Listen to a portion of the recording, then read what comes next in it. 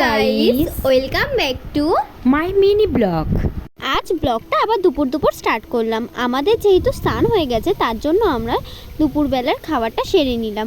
So আজকে দুপুরের খাবারে ছিল সিদ্ধ ভাত, যেহেতু মা নীল পুজোর উপোস করবে তার জন্য। সো খাওয়া দাওয়ার পর আমরা বেরিয়ে পড়লাম বারাসাত যাওয়ার জন্য। এদিকে আমরা বারাসাত চলেও এসেছি। বারাসাতে আমরা এসেছিলাম একটু শপিং করার জন্য, যেহেতু পয়লা বৈশাখের জন্য আশেপাশে দোকান বসেছিল, আর এই দোকানগুলোই হচ্ছে গিয়ে সেলের দোকান। আমরা একটু দুপুর এসেছিলাম ভিড়টা কোথায় কম হবে তার জন্য, বাট এখানে এসে দেখি ভিড় তো আরও দ্বিগুণ হয়ে গেছে।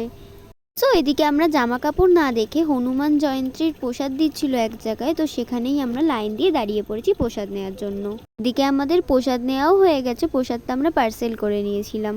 তারপর এদিকে এক রাস্তায় 14 বার ঘোরার পরে এক জায়গায় চুপটি করে দাঁড়ালাম আমরা। আমার সাথে যে শপিং করতে আসবে সে তো পুরোই পাগল হয়ে যাবে। যাই হোক, একটা কোনো মতে টি শার্ট কিনে আমরা অন্যদিকে চলে গেলাম। সো যাই হোক, অন্যদিকে এখন চলে এসেছি, বাট এদিকটা বেশি একটা ভিড় ছিল না।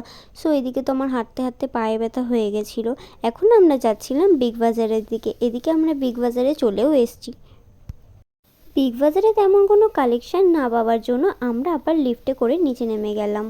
এদিকে আমাদের বারাসাত থেকে কেনাকাটি করেও শেষ হয়নি। এদিকে আমরা বাবুনগাছিতে এসেও এখন আবার একটা দোকানে ঢুকেছি জামা কাপড় দেখতে। আর এদিকে আমি কিনেছিলাম একটা হাফ প্যান্ট, দুটো টি শার্ট। তোমাদের কোনটা ভালো লাগছে তোমরা কমেন্টে জানাও। আরও একটা হাফ প্যান্ট কিনেছিলাম। ব্লগটা এই পর্যন্তই। ভালো লাগলে লাইক, কমেন্ট, শেয়ার, সাবস্ক্রাইব করতে ভুলো না। Bye bye.